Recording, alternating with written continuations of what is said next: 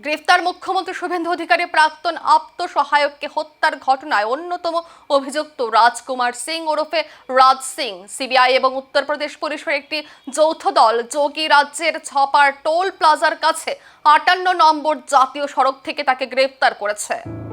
গ্রেপ্তার শুভেন্দু অধিকারীর প্রাক্তন পিএ খুনে অন্যতম অভিযুক্ত। বানচাল হরিদ্বার থেকে দিল্লি পালানোর ছক। পশ্চিমবঙ্গ সরকারের অনুরোধে তদন্তভার হাতে নেওয়ার পরে চন্দ্রনাথ রথ খুনের বড় সাফল্য পেল সিবিআই। সোমবার উত্তরপ্রদেশের মুজফ্ফরনগর থেকে গ্রেপ্তার করা হয়েছে রাজ্যের মুখ্যমন্ত্রী শুভেন্দু অধিকারীর প্রাক্তন আত্মসহায়ককে।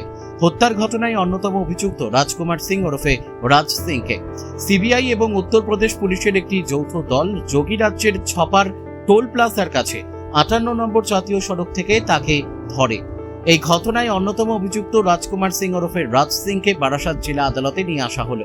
উল্লেখ্য, বাংলার বিধানসভা নির্বাচনের ফল ঘোষণার ঠিক দুদিন ধরে ৬ই মে মধ্যমগ্রামে গুলি করে খুন করা হয়েছিল চন্দ্রনাথ রথকে।